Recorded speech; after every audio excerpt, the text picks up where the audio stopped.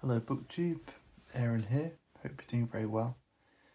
Today I'm going to be wrapping up everything that I read in the month of June, and then I'll go through everything that I'm hoping to read, or some of the things I'm hoping to read in July.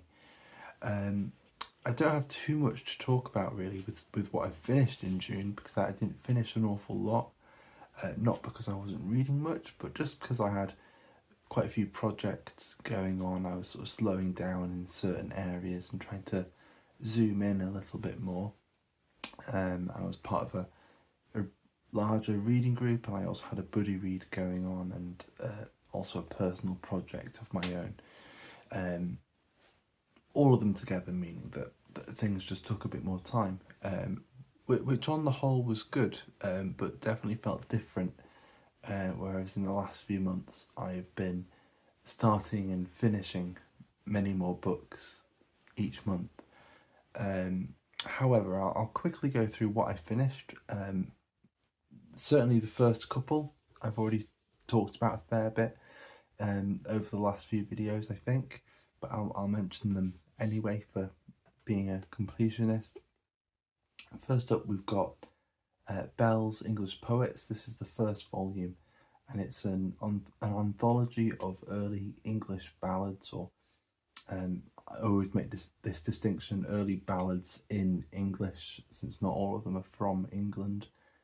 Some of them are Scottish ballads, but they're really fascinating. That they're a wonderful little world of their own, even if the form of it can get very repetitive over time.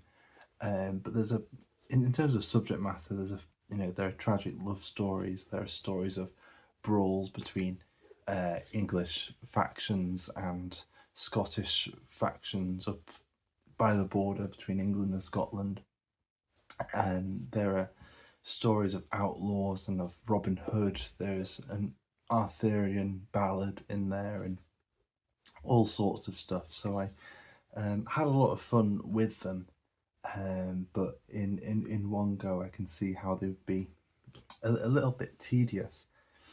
And I do find it fascinating that those kinds of books, these little anthologies of English ballads, like Percy's Relics of Poetry, which is another one that I've got that has many of the same ballads in it, were, I don't know, that they were sort of touchstones. There were books that were in every library, that many stately houses would nearly always have a copy of them, and were popular with the reading public in the sort of 17 and 1800s and beyond.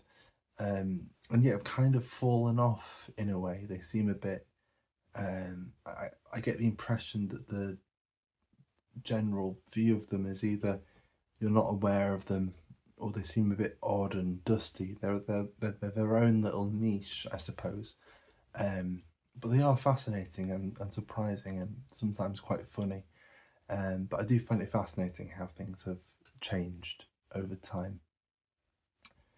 The next thing I finished, and again, I don't know how much I have to say about it, since I've this one's been a bit of a project for me since January, and so every now and then I'll say a little bit about this book, and so now I don't know exactly what to say, but it's the complete essays of Michel de Montaigne, and yeah, I wasn't expecting to finish it in June, but I just decided to concentrate on reading him a bit more, and before I knew it, I'd finished him, and I really enjoyed it. I think I'll just concentrate in this video on Montaigne as a personality, on who he was and what he was doing in writing the essays. So Michel de Montaigne was a French aristocrat in the 1500s. I think he was maybe the fourth son of his father or something like that, but either through him being the last surviving son or something like that, he ended up inheriting his father's estate, and he led quite a public life initially. I think he was the mayor of, where was he the mayor of? Was it of Bordeaux or somewhere like that? But he was a mayor for a while and was at court and was involved in politics and um, in the military. He was, I think, as a landowner, as an aristocrat, he had sort of that responsibility when duty called. And so, very much a man of public life and of the establishment in France. But then, after his father had died, and after a dear friend of his had died as well, he fell into a depression, and sort of make sense of it, or as a way to sort of come out of it, he decided to retire from public life, and set up shop in the in the family estates, and he decided to start writing these essays to sort of make sense of himself initially, and that's part of what makes the essays so fascinating. Is it's a person sort of trying to make sense of themselves, but then at the same time, he's sort of unraveling human nature and all of the sort of contradictions in there, and he seems to be quite comfortable with contradictions, which I love. It is something I love finding in an individual, and whether it comes out consciously or unconsciously.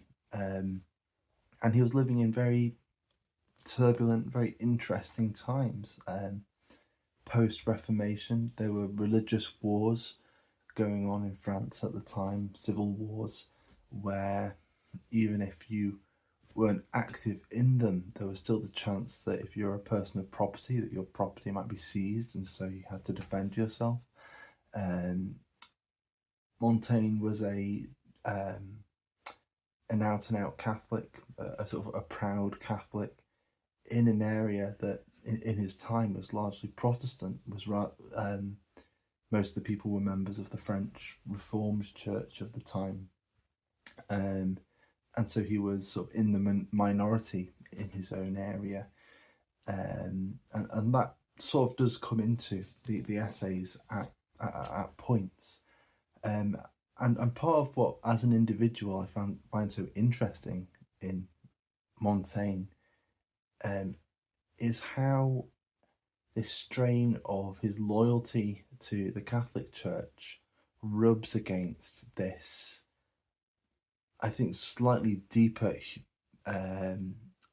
humanistic kind of drive that's in him. He's certainly read Erasmus, and he's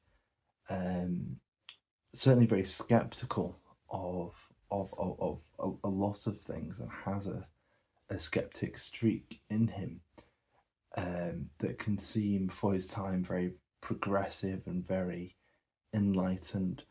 And then there's this element where he, on certain points, won't question the dogma or the traditions of the Roman Catholic Church, because it's almost a step too far. And I find that tension in him really, really interesting, and was something that really kept me always kept me guessing about what he was going to think about a particular subject. So I absolutely loved spending time with Montaigne, and he's certainly an author that I'll be coming back to over time. So in here, we've got 3 books of essays, and it includes a long essay that's, I think, well over 200 pages long, called The Apology for Raymond Sebond, which I think is the best essay in there, purely because it's Montaigne in a nutshell. I think he sort of sets the bar for French literature when it comes to digressions. It is something that you see in Victor Hugo and in Proust, this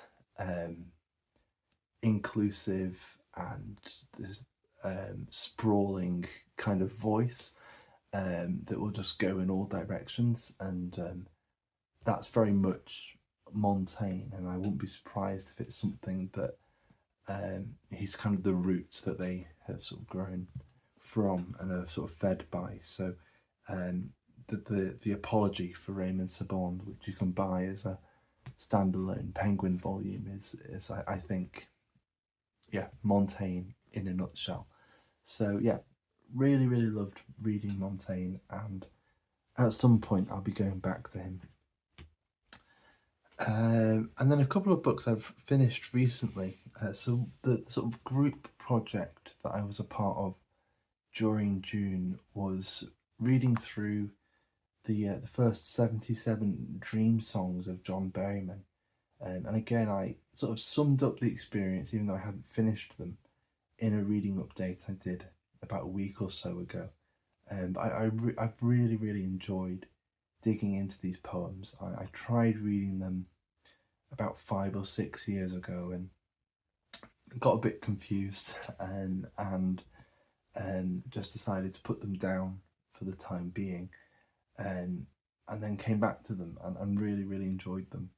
I still don't completely understand them, and yet I feel like I've got my toe in the door, and with subsequent rereadings, I might find even more value and pleasure and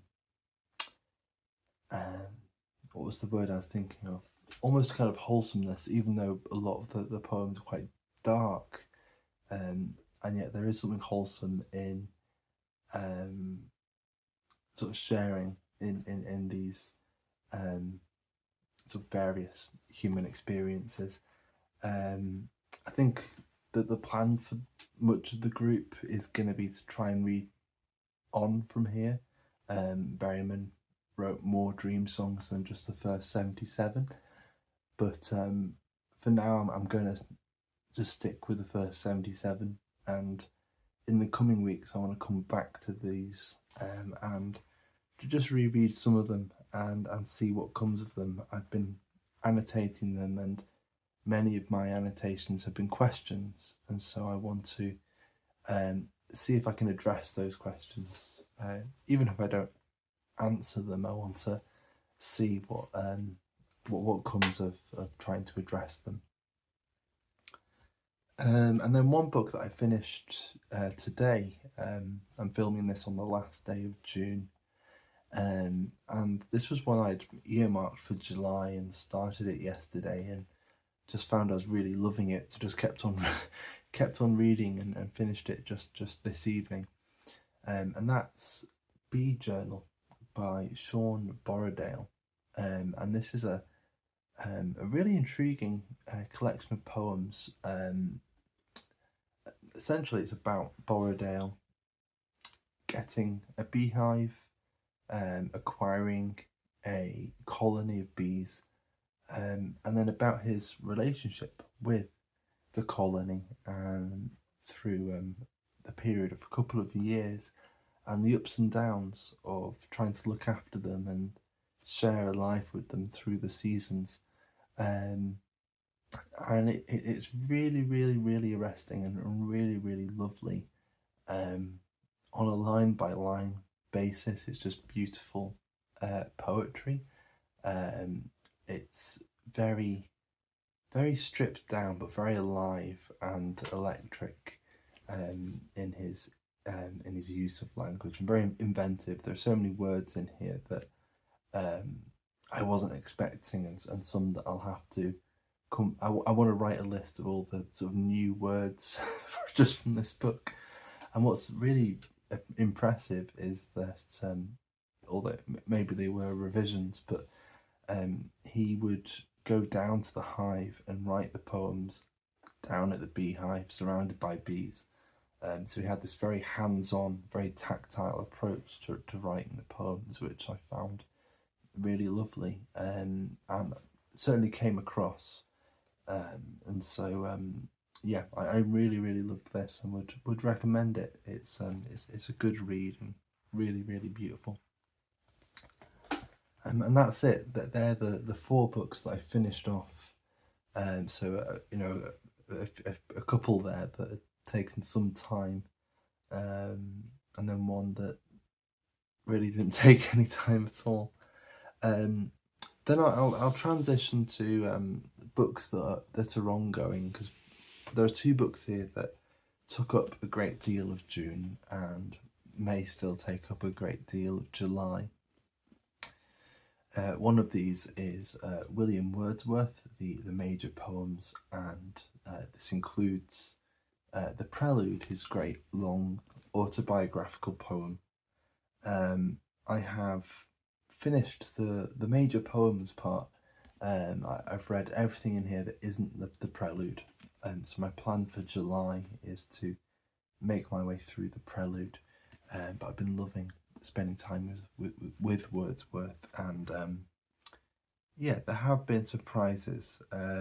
Certainly, I could tell a little later on that the slightly more curmudgeonly poet was coming out, but yeah, I still enjoyed it very, very much. And then the other book I read just over half of in July, so I hope to finish off. Sorry, I read just over half of it in June, and I hope to finish it off in July, was Life and Fate by Vasily Grossman. And I've been reading this with Richard from History Lit, and it's just a tremendous novel so far. And I've taken about a week off from reading it to focus on some of the other things I've been reading, and just dipped in today to read a couple of chapters and loved it. Was just immediately back there, and so there's something really special going on just in Grossman's approach and in his writing style and in his treatment of certain characters, that even if it's been a while since you've met them, suddenly, you know, you hear them talking, or you just get a sense of their surroundings, and then yeah, you're straight back there and you sort of remember everything that's happened. So it's, yeah, a really, really good book. So they're the two that I'll be sort of carrying over from June. But there are a few things for July that I'd like to get to. The main one is in July, we've got a great sort of booktube tradition, a great traditional reading event, which is Jane Austen July, where people read either the works of Jane Austen or works adjacent to her, so people writing in the same time period, stuff like that. And I've taken, I think, 2 years off Jane Austen July. I think 2 years ago, or 3 years ago, I can't remember when. I think it was 2 years ago. I finished off Mansfield Park, which was my final Jane Austen to read. No, it was, I think it was three years ago, because I think I had COVID when I finished it. So yeah, I think that was 3 years ago. And I just, then with the subsequent Jane Austen Julys, I didn't feel like immediately diving back into her major novels. There are her shorter works and the unfinished works that at some point I'll get to. But again, didn't quite feel like it. But over the last few months, I've been feeling the itch to get back to the books of hers that I've read before, and I want to reread them. And so I thought I'd go through in order, not necessarily of publication, but of when they were written. And so for this year's Jane Austen July, I want to reread Northanger Abbey, which I can remember enjoying a lot. And so I imagine it'll be a lot of fun to revisit.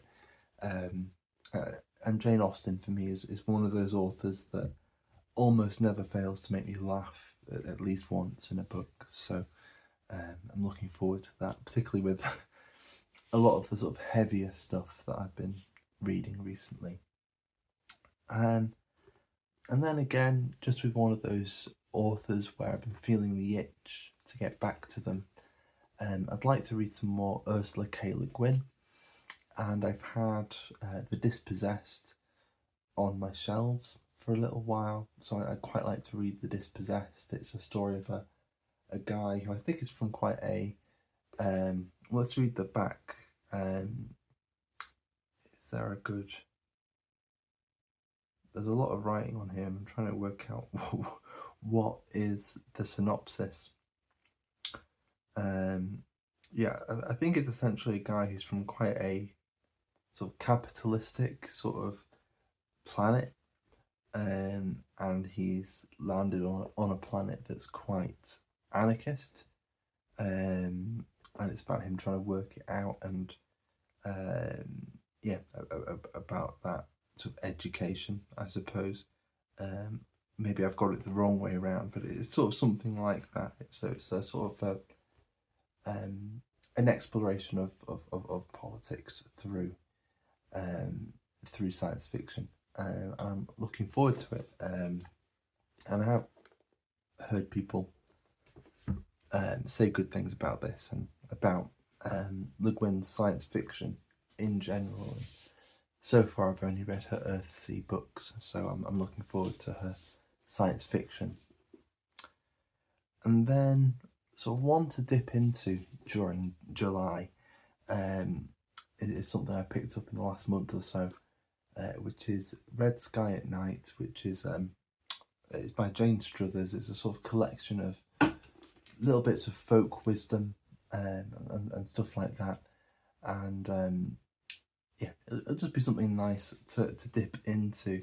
So on the back it says, "Ever wondered how to navigate by the stars, or wanted to attract butterflies into your garden? Is there a knack to building the perfect bonfire? And how exactly do you race a ferret?" And so it's sort of looking into these little bits of folk life, and so we'll see what it's like. But again, this isn't one to really read all the way through, but just to dip in and out of. And it's got tons of lovely illustrations in there as well. And then in terms of some of the other stuff that I'll be reading, in terms of poetry, since I'll be reading through the prelude, I think I'm going to try to leave things relatively short in terms of other poetry that I'm reading in July. So I'd quite like to read the selected poems of Eira Steinbeck, Wings of Hope and Daring. So Steinbeck is a Finnish poet. This is translated by, let's have a look, by Herbert Lomas. It's one I picked up relatively recently, so I'd like to give that a try. And then over the last couple of years, I picked up a few poetry chapbooks put out by Rattle Poetry Press. They've got a great poetry magazine as well. But yeah, they also have a chapbook prize, and they send out their chapbooks to subscribers. And so I thought I might try this one. This is The Flight Journal by John W. Evans. And I've got a few of these Rattle chapbooks lying around.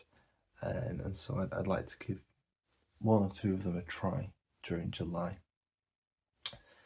And then the only other thing that's been nagging at me is The Summer of Steinbeck. I think they were reading The Grapes of Wrath over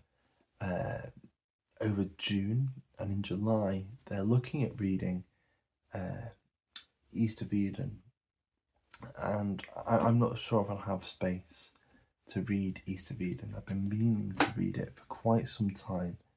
I've already got an idea of some of the things that I want to read in August, and so I don't want to carry too much over into August.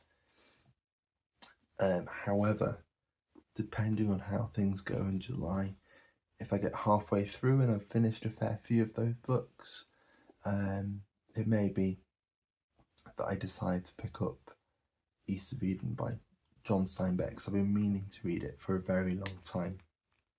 but just haven't got round to it. But I'm very much leaving that at the bottom of the pile because I'm just more in the mood for everything that I've shown you up until here. So I may read it, but it's not at the top of the list. And that's it. That is everything that I'm planning to read in July and everything that I read in June, unless I've forgotten something. So I hope there's at least something interesting in there. And if you've read any of these, let me know what you think. Yeah, thank you for watching. So yeah, thank you and have a good and lovely rest of your day. Take care. Bye bye.